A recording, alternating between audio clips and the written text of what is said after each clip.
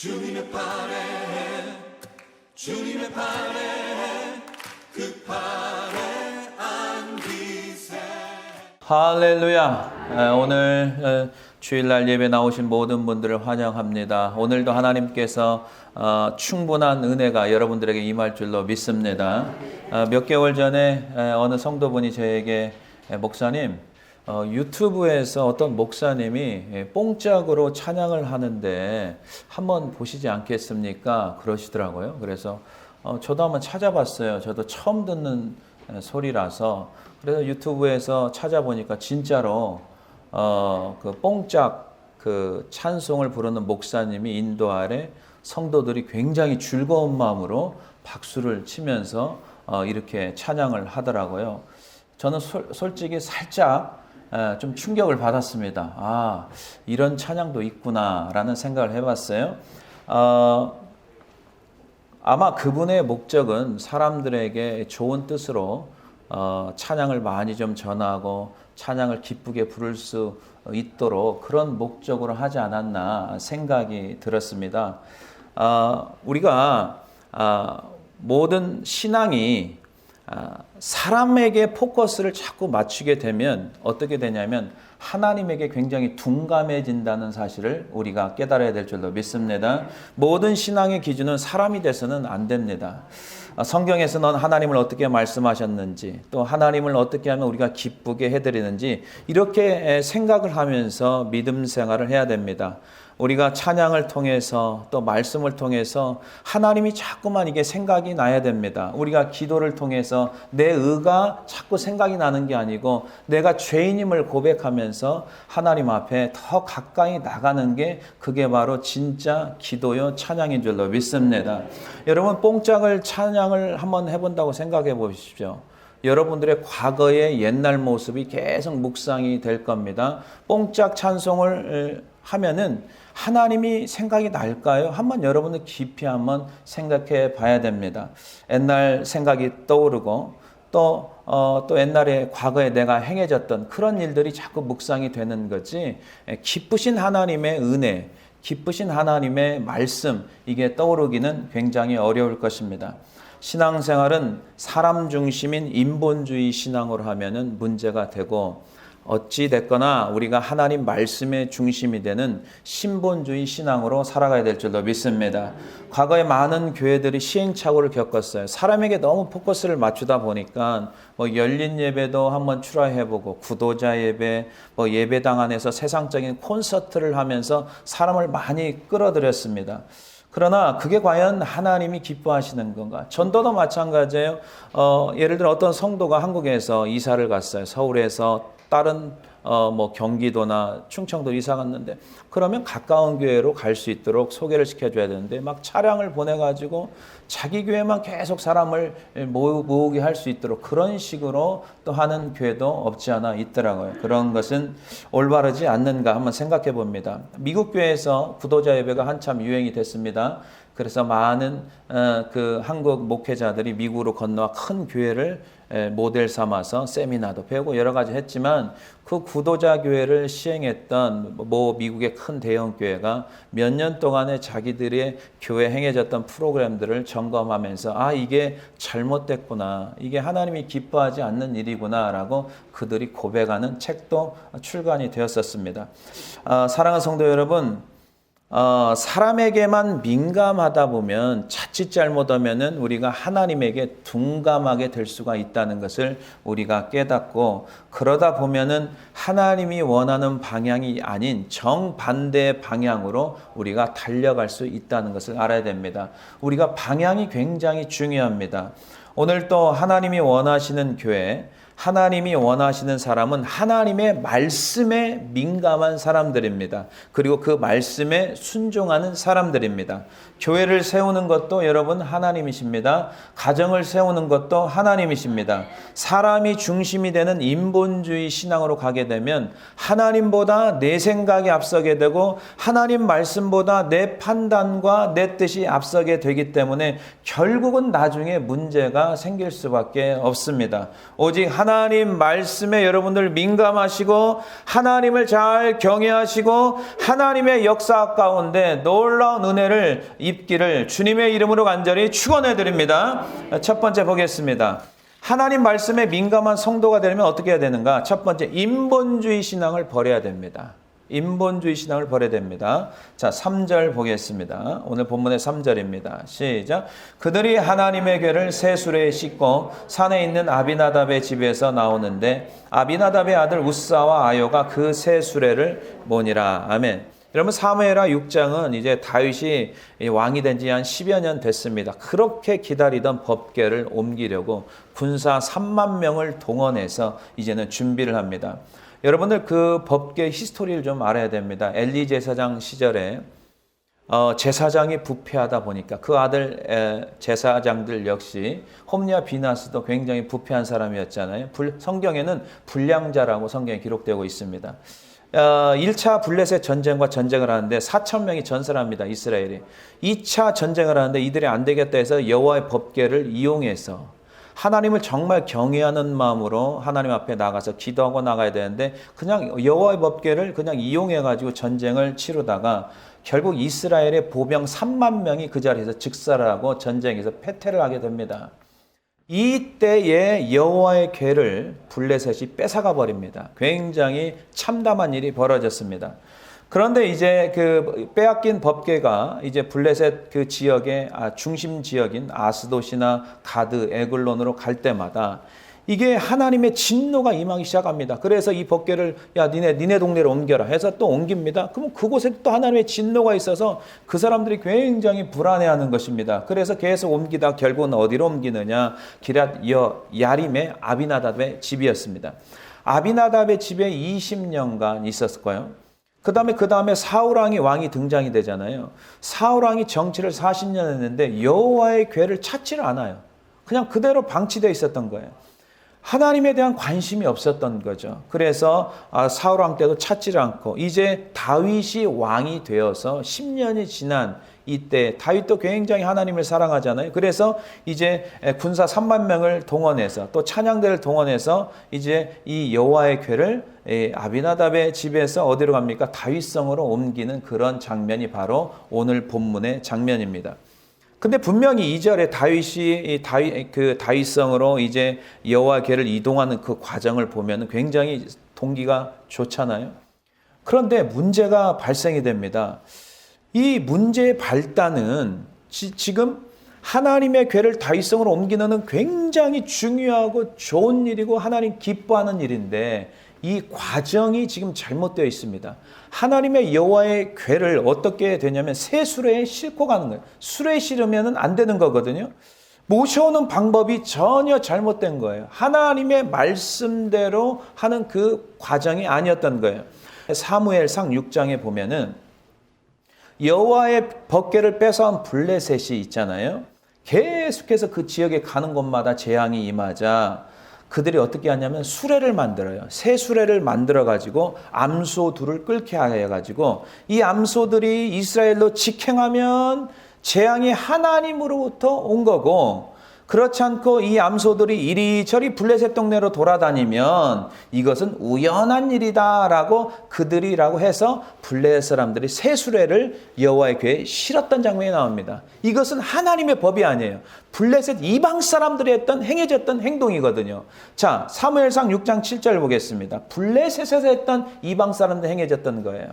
자, 잘 들으셔야 돼요. 시작. 그러므로 새 수레를 하나 만들고 멍에를 메어 보지 아니한 젖나는 소 2마리를 끌어다가 소의 수레를 메우고 그 송아지들은 떼어 집으로 돌려보내고. 아멘. 이건 하나님의 방법이 아닌 거예요. 법궤의 이동은 어떻게 하는지 이미 오래전부터 하나님께서 말씀하셨어요. 이스라엘 백성들에게. 민수기 4장 15절 보겠습니다. 진영을 떠날 때 아론과 그의 아들들이 성소와 성소의 모든 기구 덮는 일을 마치거든 고앗 자손들이 와서 맬 것이니라. 그러나 성물은 만지지 말라. 그들이 죽으리라. 회막 물건 중에서 이것들은 고앗 자손이 맬 것이며. 아멘. 여러분, 왜 이 큰 실수를 범했냐면은 새 수레로 옮기려고 했을 때 한 사람도 말리는 사람이 없었어요. 이게 문제입니다. 여러분 그곳에는 3만 명을 이끄는 군대 지휘관도 있었을 것이고 그 다음에 제사장들도 있었을 것이고 분명히 레위 사람도 있었을 것이에요. 악기를 동원하는 찬양대도 있었는데 왜 그들이 침묵하고 있었는지 한번 생각해 봐야 됩니다. 지난 사울왕이 이스라엘을 40년간 다스린 동안 사울왕이 하나님 앞에 신실하지 못했기 때문에 하나님의 법궤의 소중함 그것을 알지 못했던 거예요. 가르치지 않았던 거예요. 그대로 방치했던 거예요. 사울왕이 치료했던 40년은 적지 않은 세월입니다. 다윗은 하나님의 법궤를 빨리 다윗성에 모시고 싶었을 거예요. 너무나 귀한 마음이에요. 그렇죠. 우리가 하나님 할 때 하나님 하고 싶은 마음 얼마나 귀한 마음이에요. 그런데 법궤를 옮기는 방법이 하나님의 방법이 아니고 이방 나라 블레셋 사람들이 사용했던 운반 방법 중에 하나인 새 수레를 끌고 이동하는 거예요. 여러분 수레로 끄는 거하고요. 몇몇 사람들이 법궤를 이제 고리를 달아서 어깨에 메고 가는 것. 어떤 게 더 빠를까요? 새 수레로 가는 게 훨씬 더 빠릅니다. 편리합니다. 빠릅니다. 그러나 결국 이 세상적인 방법으로 하나님의 일을 동원한다면 그것은 반드시 실패하게 되어 있다는 사실입니다. 여러분 우리나라 옛말에 이런 말이 있어요. 모로만 가도 서울만 가면 된다. 속담이 있죠.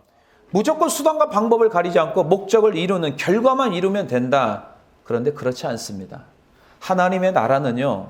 동기, 과정, 결과가 다 하나님의 뜻에 맞아야 될 줄로 믿습니다. 하나님 말씀에 맞아야 되는 거예요. 10년 전이죠. 훨씬 이전에 어떤 일이 벌어졌냐면 이 지역에 있었던 일이에요.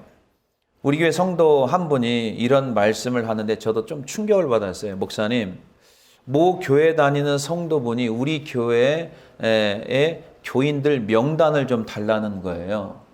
굉장히 정말 이상한 그 요구죠. 어떻게 다른 교회 교인들의 명단을 달라고 합니까? 전 처음 들어봤어요.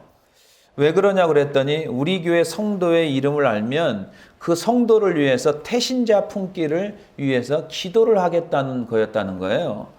여러분 태신자 품기라는 것은 일반적으로 장기간 자기 교회를 다녔다가 나오지 않는 사람들이나 그러나 믿지 않는 사람들을 전도대장자로 삼고 그 사람을 위해서 작정을 기도를 하면서 그 영혼이 주님 앞에 나올 수 있도록 하는 게 그게 바로 태신자 품기입니다.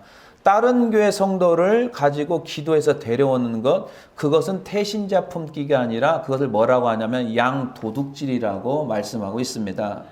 나중에 알고 보니까 그 교회에서 전도를 많이 하면 1등 상품, 2등 상품, 제가 뭐 자세한 말씀 안 하겠지만 상품이 좀 크더라고요. 거기에 욕심이 생겨서 그랬던 것 같았습니다. 아무튼 세월이 지나고 보니까 그 교회는 건강한 교회가 되지가 못했어요.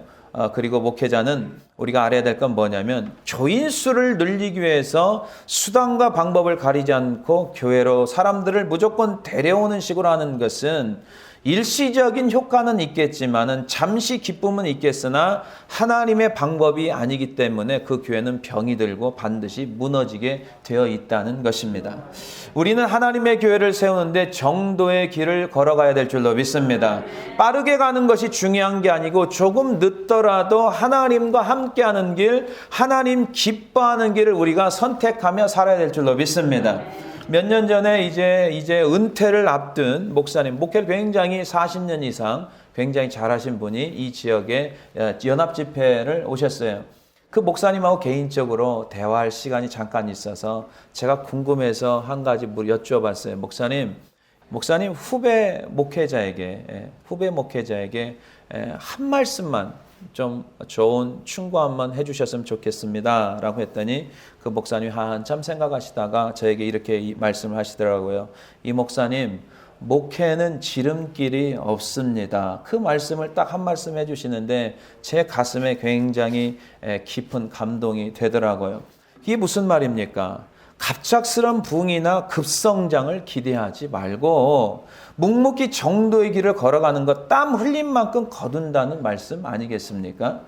지금도 목회 현장에서 저는 특별한 것을 우리 교회에 추구를 하지 않아요. 가끔 목사님들이 교회가 아름답게 성장한다는 것을 또 듣고 가보면 그 목사님들이 저에게 물어봐요. 목사님, 교회에서 도대체 뭘 하죠? 근데 저는 특별한 이야기를 할 수가 없어요.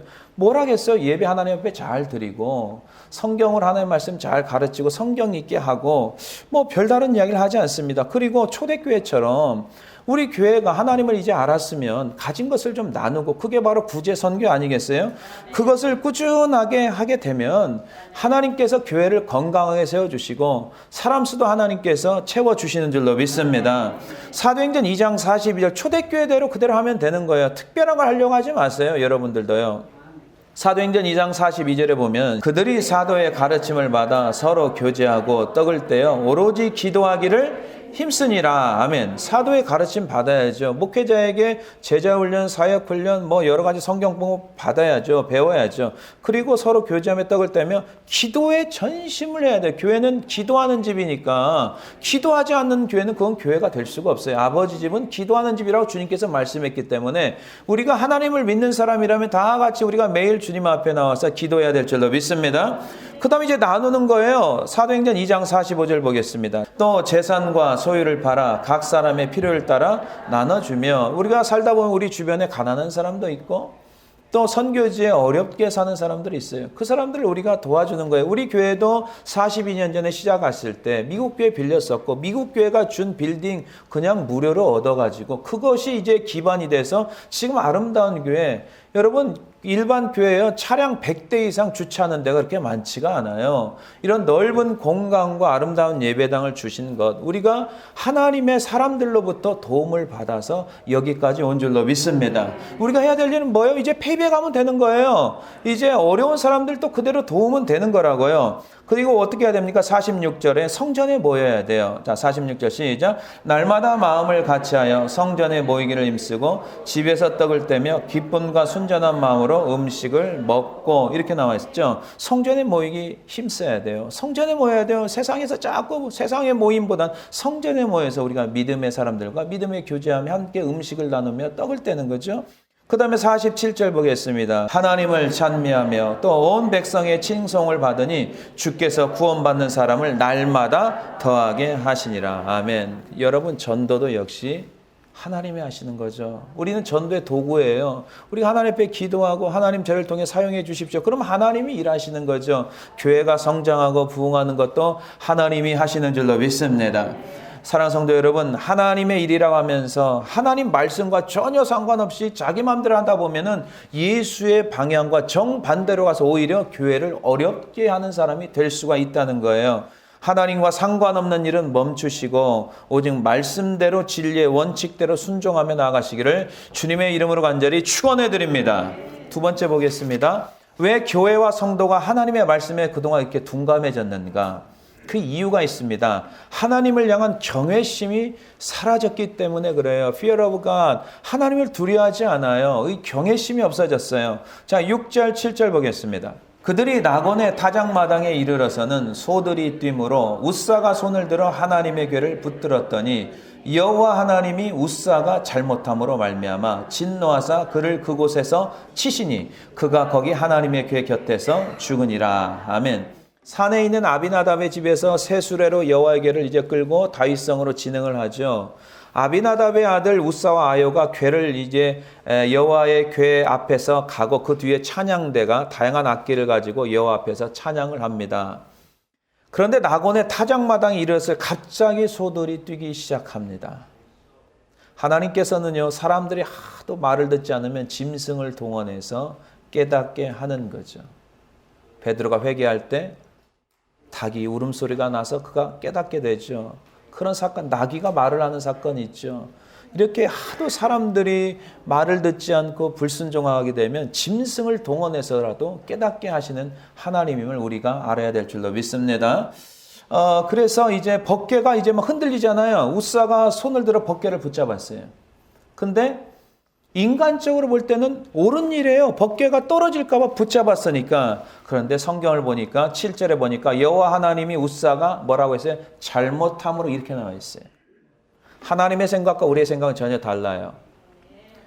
하나님께서 진노하십니다. 그리고 그 자리에서 하나님이 우사를 치셨다 이렇게 나와요. 치셨다 이렇게 나왔어요. 그래서 직사하고 죽습니다. 왜 이런 일이 벌어졌을까요? 하나님 말씀과 전혀 다른 방법으로 했기 때문에. 자, 민수기 4장 15절 보겠습니다. 성물은 만지면 안 됩니다.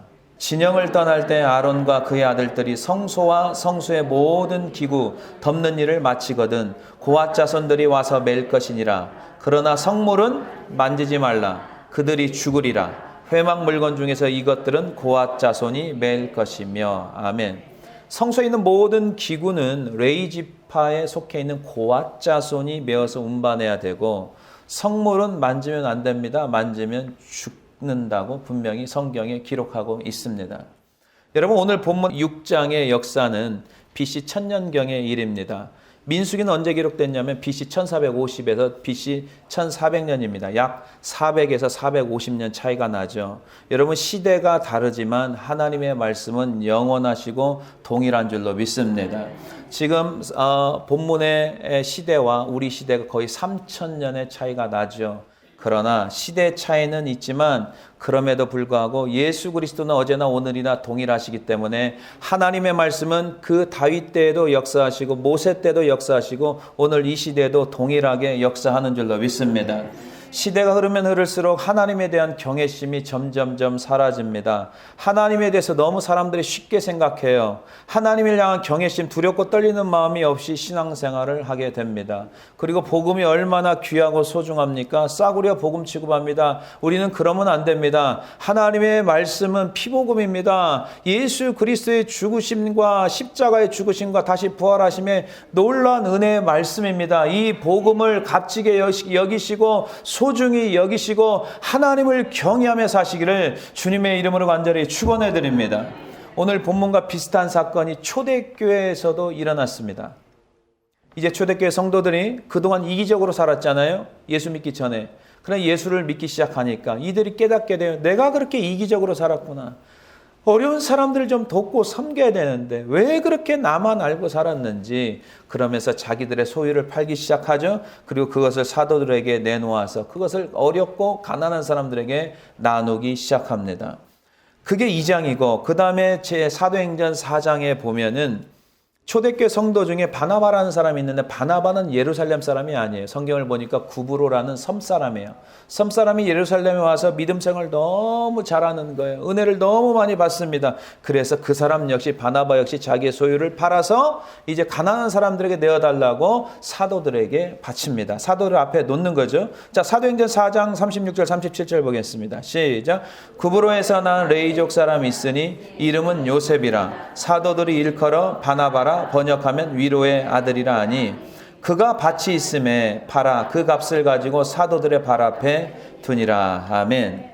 그래서 바나바 역시 구브로 섬 사람이지만 이 예루살렘 초대교회 멤버가 돼서 이제 같이 신앙생활을 아주 아름답게 하는 거예요. 그 다음에 나오는 게 사도행전 5장인데 그게 바로 아나니아와 삽비라 사건이 거기서 나오는 것입니다. 아나니아 삽비라는 원래 예루살렘 출신이고 그 멤버죠. 그러나 이 바나바라는 사람이, 섬에서 온 사람이 성령과 믿음이 충만해서 많은 사람들에게 이게 자기의 것을 내어드리는 건 쉽지 않은데 팔아서 다 이제 주님 앞에 드리고 어려운 사람 돕자고 하니까 그 초대교회 성도들 굉장히 많이 도전을 받고 존경을 하기 시작합니다. 그러고 보니까 원래 멤버였던 아나니아 삽비라 역시 굉장히 어떻게 되겠어요? 마음이 이제 하나님 앞에 자기가 은혜 받아서 드리는 것보다 저 사람이 막 존경을 받고 저 사람을 그러니까 자기도 시기심이 생긴 거겠죠. 그래서 하나님의 은혜로 드렸다기보다 조금 억지로 드린 부분이 있어요. 왜 그걸 알 수 있느냐? 하나님의 처음 드리고자 하는 마음을 딱 했을 때 이만큼 드리기로 했어요. 근데 집에 가보니까 너무 아까운 거야. 그래서 얼마를 숨깁니다. 이게 바로 하나님의 은혜 받아서 낸 자가 아니기 때문에 아깝다는 생각이 드는 거예요. 자, 사도행전 5장 2절 보겠습니다. 하나님 앞에 정직해야 됩니다. 자, 시작. 그 값에서 얼마를 감추매 그 아내도 알더라. 얼마만 가져다가 사도들의 발 앞에 두니. 아멘. 그래서 하나님 앞에 처음 드리고자 하는 그런 마음이 변해서 결국은 얼마를 빼고 하나님 앞에 드리는 거죠. 이 부분은 자기의 소유를 나누는 것이 하나님 말씀에 순종하는 것보다 사람들에게 보이기 위한 것이었어요. 막상 드리려고 하니까 그래서 아까운 거예요.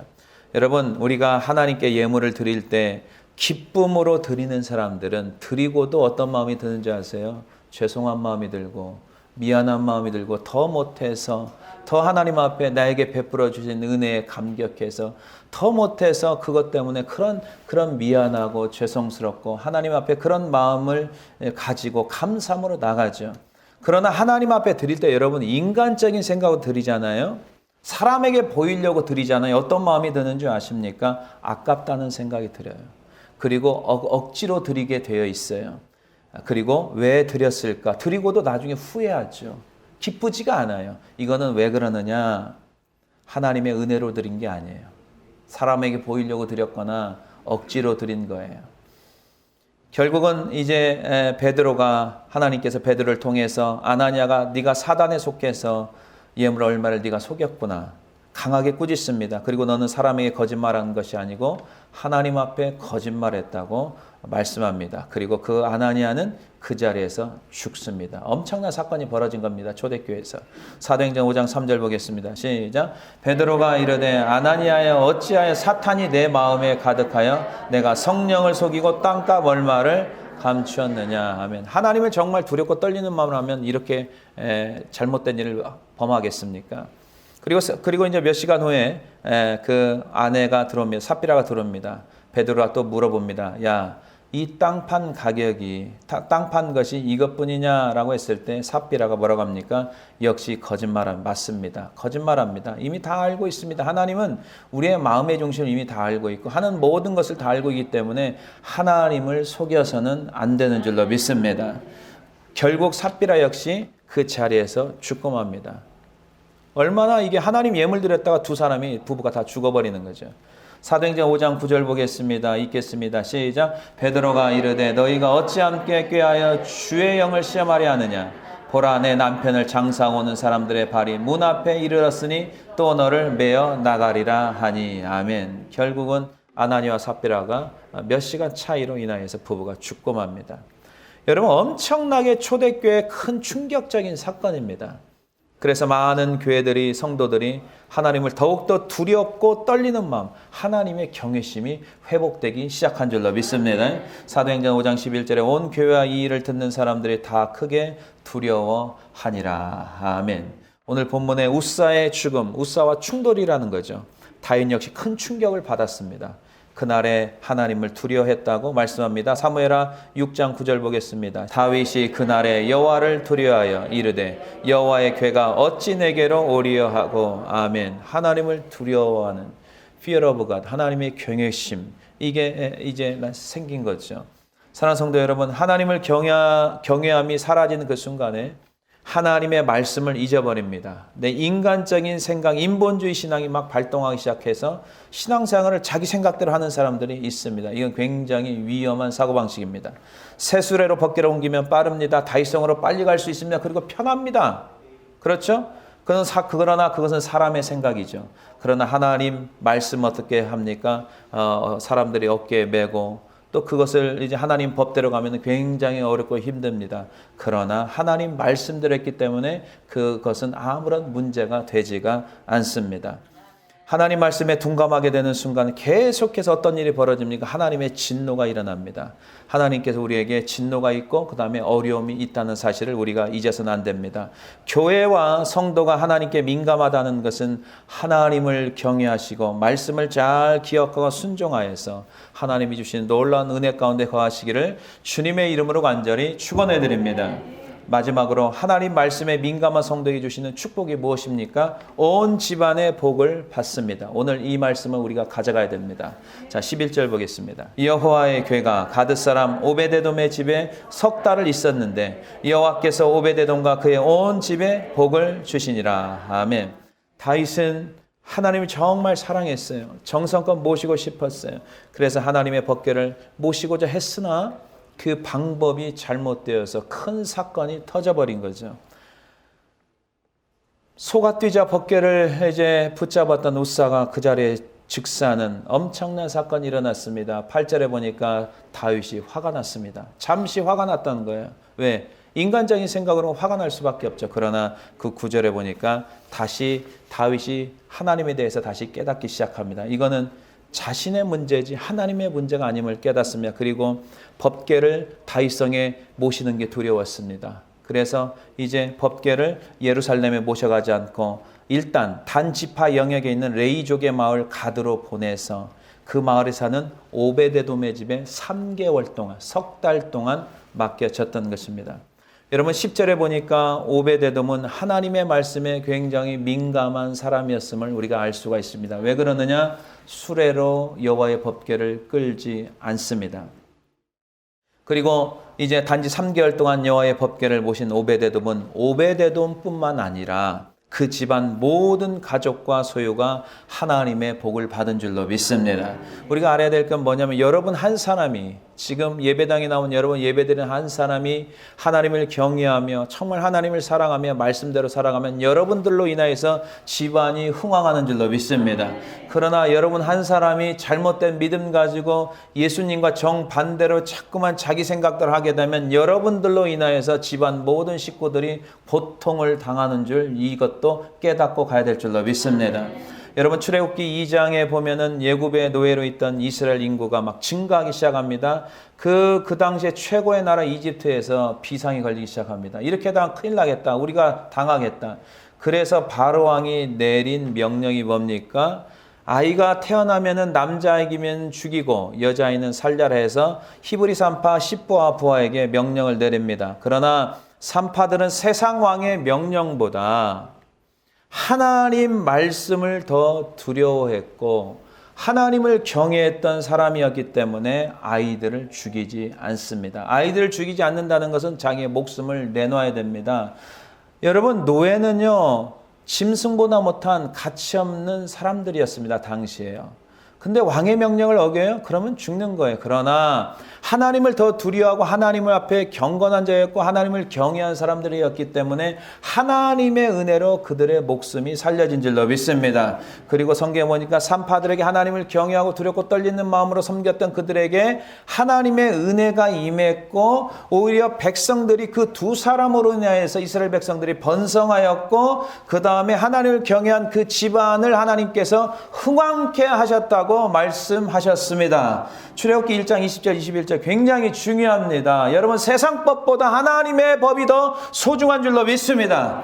다 같이 읽습니다. 시작. 하나님이 그 산파들에게 은혜를 베푸시니 그 백성은 번성하고 매우 강해지니라. 그 산파들은 하나님을 경외함으로 하나님이 그들의 집안을 흥왕하게 하신지라. 아멘. 집안이 흥왕하는 거예요. 여러분 가정이요 예수를 믿으면 점점 흥왕하고 부흥하고 잘 돼야 그게 하나님이 기뻐하는 일 아니겠습니까? 예수를 믿는데 가정이 망가진다고 생각해 보세요. 사울처럼 망가진다고 생각해 보세요. 이거는 신앙생활을 잘못하고 있는 거죠.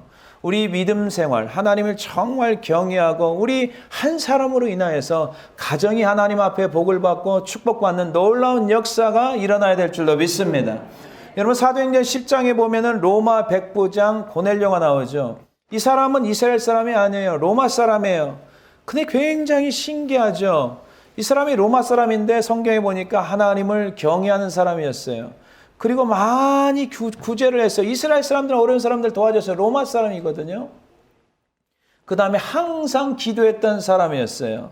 자, 사도행전 10장 2절 보겠습니다. 굉장히 신실해요. 그가 경건하여 온 집안과 더불어 하나님을 경외하며 백성을 많이 구제하고 하나님께 항상 기도하더니. 아멘. 고넬료 한 사람이 경건하니까 집안 식구들이 다 아버지 따라가는 거죠. 그렇죠? 아버지가 신실하니까 아버지 쫓아가는 거죠. 그리고 그 백부장이니까 지휘관이거든요. 100명의 리더 아니에요. 그러니까 그 부하들도 다 이제 지휘관 따라가는 거죠. 뭐라겠어요? 하나님 경외하고 백성들 많이 돕고 그 다음에 항상 하나님 앞에 기도하는 것. 이렇게 살다 보니까 집안이 다 하나님의 은혜 가운데 충만한 줄로 믿습니다. 환상 가운데 하나님의 사자가 나타나죠. 신실한 사람들에게는 성경도 그냥 보이지가 않는 거예요. 굉장히 하나님께 은혜스럽게 성경을 밝히 보이게 하는 거죠. 뭐라고 하냐면 요바에 베드로가 있다. 베드로를 청하라 그럽니다. 청하라. 그래서 고넬료가 사람을 보는데 여기서 중요한 사건이 있어요. 고넬료가 아무나 보내지 않아요. 성경에 보니까 경건한 자를 보낸다고 했어요. 경건한 사람들은 경건한 사람들에게 통하는 게 있어요. 그래서 경건한 사람을 보내서 이 베드로를 초청합니다. 초청할 때 집회를 기다리는데 그 사람들이 자기 집안 식구만 은혜 받으려고 하는 게 아니어서 성경을 보니까 가까운 친구들과 친척들 다 모은 거예요. 그래서 베드로가 와가지고 거기서 이제 집회를 하는데 놀라운 역사가 일어났던 거예요. 그게 무슨 일이냐? 거기에 참석한 모든 사람들이 성령을 받은 줄로 믿습니다. 성령 받는 놀라운 축복이 임한 거예요. 자, 사도행전 10장 44절 보겠습니다. 시작. 베드로가 이 말을 할 때 성령이 말씀 듣는 모든 사람에게 내려오시니. 아멘. 그 고넬료 한 사람으로 인하여서 집안이 부흥하고 그 한 사람으로 인해서 가까운 친척들과 친구들이 다 하나님의 은혜를 받는 사건이 일어난 거죠. 그 사람이 여러분들이 되시기를 주님의 이름으로 간절히 축원해 드립니다. 본문의 다윗이 이제 다윗성으로 돌아갑니다. 3개월 동안 여러분 뭘 했겠습니까? 도대체 이게 뭐가 문제였는가? 우리가 어떤 사건이 벌어지면요 그냥 지나가면 안 돼요. 해프닝이라는 건 없어요. 반드시 무슨 문제가 있으면 원인이 있는 거예요. 그걸 발견을 해야 돼요. 어디 뭘 통해서 발견하냐? 성경을 통해서 알아야 돼요.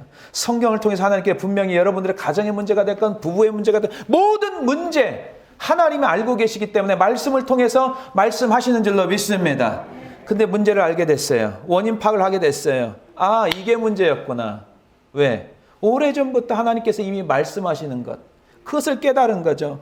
역대상 15장 13절 보겠습니다. 시작. 전에는 너희가 매지 아니하였으므로 우리 하나님 여호와께서 우리를 찢으셨으니 이는 우리가 규례대로 그에게 구하지 아니하였음이라 하니. 아멘. 하나님 말씀에 순종하지 않으면 찢어버립니다. 가정도 그렇고요. 나라도 그렇고 민족도 다 해산시켜버리는 거예요. 말씀에 순종하지 않으면. 여러분 성령의 역사는 하나가 되는 줄로 믿습니다. 하나가 되는 교회도 마찬가지예요. 자꾸 불순종하잖아요. 교회가요. 기도 안 하잖아요. 교회요. 흩어버려요. 찢어버려요. 여러분 그거 아셔야 돼요. 이제 다윗은 깨닫습니다. 회개하고 자복합니다. 그리고 다시 출발합니다. 이제 알았다. 그래서 오베데돔에 가서 여호와의 궤를 기쁨으로 메고 오는데 그냥 메고 오는 게 아니라 레위 자손이 여호와의 궤를 메고 다윗성에 입성하기 시작합니다. 이게 중요한 거예요. 내가 하나님의 말씀에 불순종해서 이미 실패를 한번 맛봤어요. 근데 깨달았어요. 그럼 이제 순종하셔야 돼요. 다시 또 불순종해서 또 실패하게 되면요. 계속 불순종하게 되면요. 다시 회복하기가 굉장히 어려운 거예요. 우리는 하나님의 말씀에 민감해야 될 줄로 믿습니다. 오늘 말씀을 통해서 깨달아야 됩니다. 혹시 불순종한 뭐가 있다면 알려주셨다면 가슴이 뜨끔한 뭐가 있다면 깨닫고 다시 주님 앞에 돌아와서 다윗처럼 정상으로 돌아와야 될 줄로 믿습니다. 그리고 이제 정상으로 이제 여호와의 궤를 다윗성에 모십니다. 가장 먼저 하십니까? 하나님 앞에 예배를 드려요. 제사를 드립니다. 그리고 백성들에게 먹을 걸 나눠주면서 백성들을 축복합니다. 그리고 집으로 돌아갑니다. 그리고 다시 가족들을 축복합니다. 이게 중요한 거예요. 하나님의 은혜를 받으면요. 그것을 가지고 나눠야 되고 축복을 나눠야 되고 축복을 베풀어야 될 줄로 믿습니다. 그 다음 장이 사무엘하 7장이 나와요. 여기서 굉장히 중요한 게 나와요. 다윗이 기도를 합니다. 굉장히 장문의 기도를 하면서 어떤 기도를 하냐면 하나님 제가 무엇이간데 여기까지 저를 이르게 하셨습니까? 여러분 목동은요 가장 비천한 하류층입니다. 그 목동인 다윗을 이스라엘의 왕으로 하나님께 세우셨잖아요. 내가 무엇이긴데 무엇이간데 여러분 생각해 보셨어요?